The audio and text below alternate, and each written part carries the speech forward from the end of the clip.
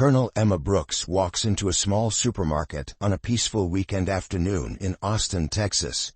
Wearing a casual white shirt, blue jeans, and sneakers, she easily blends in with a crowd of ordinary customers. With a humble appearance, no one could have expected that this woman had spent her entire career defending the country, commanding hundreds of soldiers on the battlefield.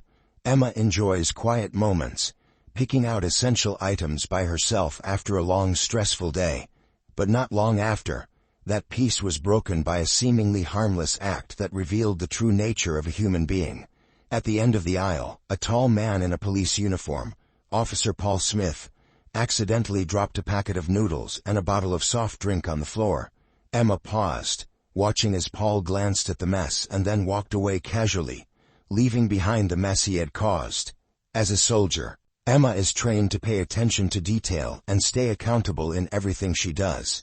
Paul's sloppy actions and indifferent attitude made it impossible for her to remain silent. Emma stepped forward, her voice calm but clear. "I'm sorry, sir. He had just dropped a few things. Maybe you should pick it up so as not to inconvenience others." Instead of apologizing, Paul turned. His cold gaze swept over Emma, as if she didn't deserve attention. With a disdainful smile, he replied, "Who do you think you are to tell me what to do? I don't have time to worry about trivial matters." In the face of that arrogant attitude, Emma remained calm. Her eyes lit up with seriousness as she replied, "As a police officer, you have a responsibility to set an example for the community. Picking up my things is not only polite, but also showing respect to everyone." But Emma's words did not make Paul aware of his responsibility. Instead, he is sarcastic, continuing to attack with offensive words. From a small act, the atmosphere in the supermarket has now become tense. The crowd began to pay attention to the confrontation. Emma could clearly feel the curious, shy eyes from all around, but she stood upright, facing Paul's challenge, ready to defend her point of view despite any prejudice or offensive words. Paul Smith glanced at Emma again, his eyes full of contempt. He stood there, tall and complacent, with no intention of following her advice. In her heart, Emma felt a surge of anger, but with the bravery of a seasoned army officer, she controlled her emotions brilliantly. Her years on the battlefield have taught her that calmness and decisiveness can solve the most stressful situations. She took a deep breath, keeping a calm but no less firm voice. "Sir, this is not just a small matter." He was wearing a police uniform, and everyone here was looking at him. Doing an act as simple as picking up something is not only a citizen's responsibility, but also a way of representing his profession. Her words were warning, but instead of listening, Paul smirked, a laugh full of mockery and arrogance. "Listen," he said, his voice full of sarcasm. "You seem to think you know a lot about the responsibilities of a policeman, but you don't really know anything. This is not worth worrying about. And, to be honest, you should take care of your own affairs." Emma sensed the curious gazes from the people around her. Some people had started pulling out their phones to film the scene, but she didn't let it distract her. In her heart, she was angry not only at Paul's irresponsibility but also at the injustice she and many others had suffered. This insult is not just a personal matter. It represents a larger portion of the social prejudices she has fought to overcome throughout her career. Emma remained still, unflinching. Her eyes gleamed with determination as she looked directly at Paul. "You're judging the wrong person," she said, her voice soft but full of power. "You may not realize it, but the way you behave now will have consequences. Not only for me but also for you." Paul smirked, not believing her words.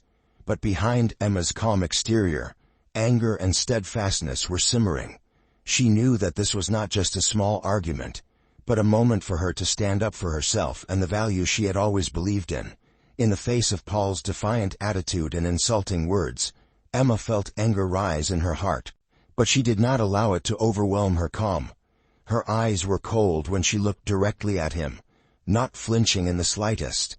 Paul still stood there, with a sarcastic smile and eyes full of contempt, as if he was waiting for Emma to get out of control.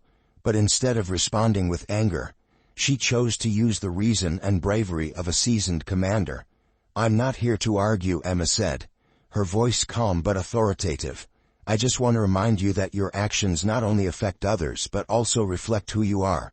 As a police officer, you should know your responsibilities better than anyone else." Emma's sharp words made the surrounding crowd begin to pay more attention. Some people stopped shopping altogether, stopped to watch the developments. Paul, feeling himself pushed into a mysterious position by the eyes that were falling on him, decided to use his arrogance to hide his embarrassment. He laughed, the sound echoing in the small aisle of the supermarket. "Responsibility." Paul smirked, his voice full of sarcasm. "Who are you that dares to explain to me? Just a mediocre woman, nothing more, nothing less. Don't think you have the right to stand here and tell me what to do. You don't understand anything about my work." Paul's sexist and racist rhetoric was a powerful blow to Emma's self-esteem, but instead of letting her emotions dominate, she took a deep breath, keeping her eyes steadfast.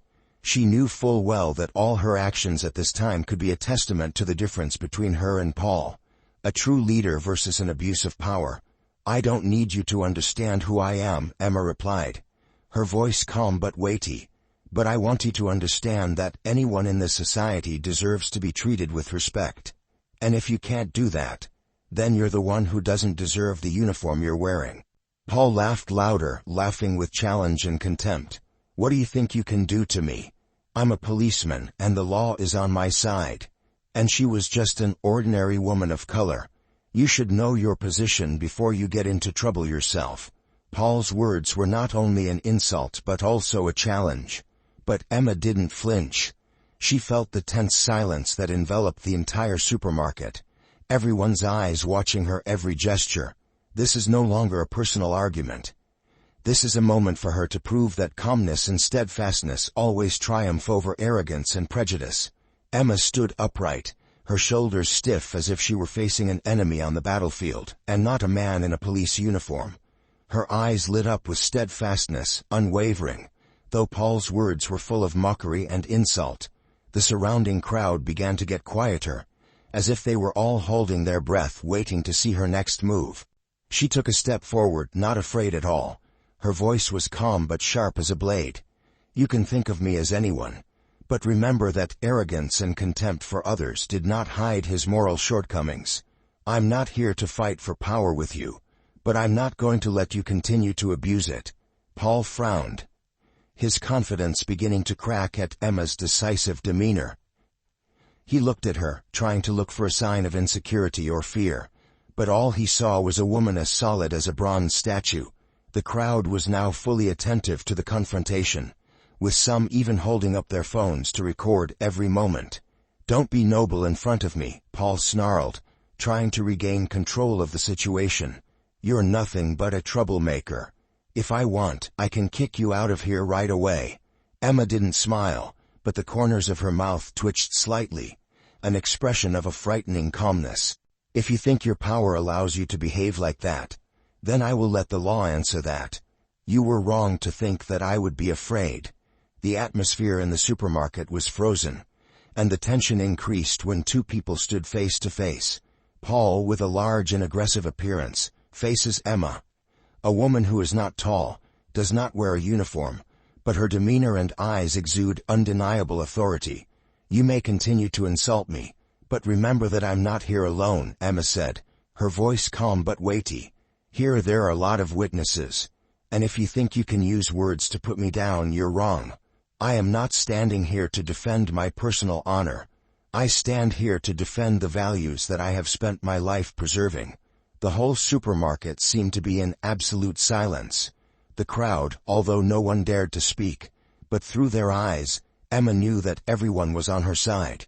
Paul, while still maintaining a tough appearance, could not hide his embarrassment when he realized that the situation was spiraling out of his control. Emma remained steadfast, like a beacon of steadfastness in the midst of a storm of injustice and prejudice. In the face of a tense situation when Paul began to lose control, Emma remained surprisingly calm. Under the scrutiny and sometimes fear of the crowd, she understood that her every action and word at this time not only affected herself but also proved justice and righteousness. Paul took a step forward, his voice becoming harder and more aggressive. "I warn you, don't make the situation worse. I'm the police, and I have the right to deal with you right here." His words rang out, but instead of frightening Emma, it only added to the determination in her. Emma slowly pulled the phone out of her pocket, not in a panic but in a decisive manner, as if she had planned it in advance. "You have your rights," she said, her voice soft but sharp as steel. "And I have my rights too. Let us see on whose side the law will be." She dialed a number quickly, her voice calm when the call was connected. "Hello, I need support right at the Central Supermarket. There is a police officer who is abusing his power and threatening people. I need the competent staff to come here immediately." Paul was stunned, his eyes wide open when he realized that the situation was no longer out of his control. The crowd began to whisper loudly, and some people stopped recording the video to call the authorities. Emma, despite standing in the midst of chaos, maintained a calm demeanor. "What do you think you're doing?" Paul roared, taking another step towards Emma, but she didn't back down. Her eyes looked directly at him, without a hint of fear. "I'm doing what you're supposed to be doing. Defending fairness and responsibility," she said, her voice firm but not high-pitched. At that moment, police car sirens sounded outside, signaling that help had arrived. The crowd dispersed to give way as the officers entered. Emma slowly pointed her hand at Paul, her gaze not leaving him. "This is the person you need to consider. All of his actions have been documented and fully witnessed." Paul, who had now lost his arrogance, began to be embarrassed. The confidence on his face disappeared, replaced by confusion and anxiety. Meanwhile, Emma just stood still, calm as if she had anticipated all the developments. She knew that her intelligence and bravery helped her overcome this challenge, not only to protect herself but also to prove that justice always needs to be done justly. When the supermarket doors opened and Mayor Andrew Preston walked in, the atmosphere in the already tense space now became even more serious. He appeared with a majestic appearance, his sharp eyes sweeping through the crowd before stopping at Emma. His footsteps were decisive, like a man who came to solve all injustices. Paul, who had been confused before, was now completely stiff. The usual arrogance on his face disappeared, replaced by a look of bewilderment and fear. He bowed his head and stammered, trying to explain. "Mr. Mayor, this is just a misunderstanding. I don't mean anything, it's just that she—" But Andrew didn't let him finish the sentence. "Shut up," he said, his voice quiet but authoritative, interrupting Paul. "I came here because of an urgent call from Colonel Emma Anderson, a man I have great respect for. His behavior has been reported and witnessed by many people. Don't think that your loose justification can erase what you've done." Emma stood still, her eyes not leaving Andrew. She felt a slight relief to know that justice was about to be served, but her expression remained steadfast, as a reminder that this struggle was not over. Andrew walked towards her, his eyes softening. "Colonel Anderson, I hope you are not injured or harmed in any way. This behavior is unacceptable and will be dealt with thoroughly." Emma nodded, her voice calm but still assertive. "I'm fine, but this isn't just about me. This is about those in power needing to be held accountable for their actions. If I hadn't stood up today, there would have been many others who would have been treated unfairly." Andrew turned to look at Paul, his eyes cold. "You have abused your power, insulted a high-ranking military man, and lost public trust in the police force. You don't deserve to wear this uniform." A female witness from the crowd stepped up, handed her phone with a video recording of the incident. Andrew glanced at it, and his face became even more serious. "This behavior is intolerable," he declared, then turned to the police officers who had just arrived. "Strip him of his weapons and insignia immediately. An investigation will be opened, and he will be subject to all appropriate punishments." Paul, now completely devastated, was speechless as the officers carried out Andrew's orders. The crowd standing outside began to applaud, as a tribute to Emma and the mayor's tough action. Emma, though she did not seek honor, felt a deep sense of relief. When Andrew turned around, he spoke to her, his voice full of respect. "Colonel Anderson, this city needs people like you to remind us of responsibility and integrity. I'm sorry for what you went through." Emma nodded, her eyes shining with gratitude. "Thank you, Mayor. I just hope that these things will bring about real change." Andrew nodded, his face solemn but sympathetic. "We're going to make sure of that." Emma left the supermarket, stepped out into the sun, feeling her heart lighter. But she knows that the fight for fairness and accountability never stops. And she was ready to keep fighting, not only for herself but for all those who could not stand up on their own. After being stripped of his badge and weapon at the scene, Paul Smith was taken away in heavy silence. His face was devoid of the original arrogance, instead of fear and confusion. As the police car rolled away from the supermarket, the crowd had not yet dispersed. The chatter and critical gaze continued to follow him like a ghost. At the police station, Paul was questioned immediately. Video evidence was given, along with testimony from witnesses that made him irrefutable. The head of the police department, which was informed by Mayor Andrew Preston, stated that Paul's behavior was a stain on the entire industry. On the same day, he was officially suspended from work and faced a comprehensive investigation. The news spread quickly, not only in the local community but also in the media. Videos of Paul abusing power and treating Emma Anderson rudely have been shared millions of times, sparking a wave of outrage. People who had been treated unfairly by Paul in the past also began to show up, sharing their stories, making his situation even worse. Paul, once proud of his position and power, now faces the inevitable downfall. People who used to know him began to alienate, and former colleagues showed disappointment. In the small house where he lived alone, Paul sat with his head down, clearly feeling the weight of the mistakes he had made. Meanwhile, Emma Anderson continues her life with humility and determination. She did not seek attention at all but received countless thanks and admiration from the community. Her actions not only forced Paul to pay the price, but also sparked a larger discussion about responsibility and ethics in law enforcement. In the end, Paul Smith not only lost his job, but also faced legal charges, including abuse of power and threats with weapons. In subsequent trials, he bowed his head, no longer any sign of the arrogance he once had. That is the price he pays for forgetting that power comes with responsibility, and that injustice never has a place in a just society. After the shocking event, Emma Anderson's life did not return to the way it was before. The story of her courage quickly spread, becoming a symbol for those who dared to stand up against injustice. The press, the media, and even activists praised Emma as a modern-day hero.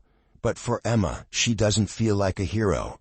She just sees it as the responsibility that a soldier and a citizen need to do to protect the value of equity. In the weeks that followed, the impact of the event began to become apparent. Local police forces are under closer scrutiny, and some changes in the selection and training process are in place. Seminars on responsibility and ethics in law enforcement were held, with Emma invited as a keynote speaker.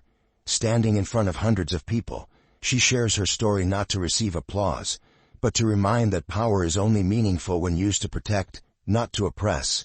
As for Paul Smith, his career is officially closed. The public trial not only caused him to lose his temporary liberty but also to lose his honor forever. The community turned its back on him, and those who once supported him could not forgive his abuse of power. In the darkness of his life, Paul begins to understand the bitter lesson that pride and injustice not only destroy others but also self-destruction. Emma, after all, doesn't stop at personal stories. She became an inspiration for many movements fighting for justice and equality. Articles and videos recording her actions are shared everywhere, encouraging people not to be afraid when facing injustice. However, Emma still maintains a simple and consistent demeanor. She continues to dedicate herself to the military, as a living demonstration that true strength does not lie in power, but in integrity and courage to do the right thing. Every time she looks back on the incident, she does not feel regret, but instead a quiet pride, knowing that her actions have contributed to changing a small part of society for the better.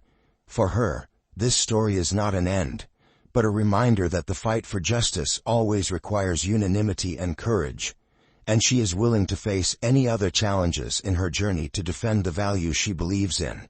Emma Anderson's legacy is not only documented in newspapers and videos that capture the moment she stood in the midst of a storm of criticism and threats, but also profound changes in the way society views justice and responsibility.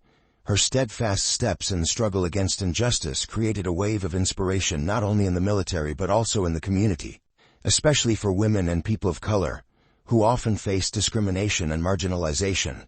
Every time they hear stories about Emma, people remember not only her brave actions in the supermarket, but also a resilient woman who is ready to stand up against all injustice at great cost. The workshops she participated in have inspired many individuals, especially those in law enforcement, to defend dignity and respect human rights in all circumstances. The changes in the police recruitment and training process that Emma helped initiate are starting to bear fruit, as more and more police officers become more aware of their responsibilities and professional ethics. But Emma's legacy doesn't stop at reforms or social recognition. It is in her daily life that she has created a role model for the younger generation, who look to her and learn how to face challenges with calmness, patience, and uncompromising determination. Emma doesn't seek fame, but the respect she receives from everyone, from her colleagues to the community, is the clearest demonstration of the power that integrity can create. Despite facing difficulties and challenges throughout her career, Emma has always stood her ground. She understands that heritage is not something that can be measured by fame or awards, but the values that one person has left in the hearts of others. And for Emma, her legacy is the change she has sparked, the solid steps that the next generation will follow, the generations who stand up for justice and are not afraid of injustice. And so, no matter how many years pass, Emma Anderson's legacy will live on, not only in seminars and speeches, but in the hearts of those who continue to fight for a more just and equitable society. After the affair with Paul Smith ended, Emma Anderson did not stop at solving a personal case but set herself a greater mission. She realized that injustice is not a rare thing but a common problem, which needs to be changed from the roots. Every day, every story she hears from oppressed and abused people makes her feel more responsible in her actions. She understands that it is not possible to rely solely on outstanding individuals to change, but that there is a need for a broad movement where everyone can speak up and fight for their rights. Emma began to engage in call-to-action campaigns, inviting people, especially law enforcement, to reconsider their roles and responsibilities in upholding justice. She organizes meetings, workshops, and media campaigns to encourage each individual to stand up, face injustice instead of being silent. Each of us has the right to say no to abuse of power, and each of us can make a difference, is a slogan she frequently mentions in speeches. Emma's encounters not only engage those in the military, but also extend to individuals in the civilian community who feel left out or have no voice in society. Emma encourages them not to be afraid in the face of power, because justice is a fundamental right, which cannot be trampled. Emma's mood at this time was no longer the same caution as before, but a strong determination. She understands that every action, every call creates spillover power, and that is the way to change the system in a long-term and sustainable way. Emma is not only fighting for herself but also for those who can't speak up for themselves, for the fairer society she dreams of. The call to action is not easy, but Emma is ready to face the challenge. She understands that this is a long road and that not everyone will be with her, but she believes in the power of solidarity, in the ability of each individual to make a difference if they don't stop fighting. With each step, Emma has been turning her struggle into a powerful movement, a reminder that justice must be defended, not just for an individual but for the entire community.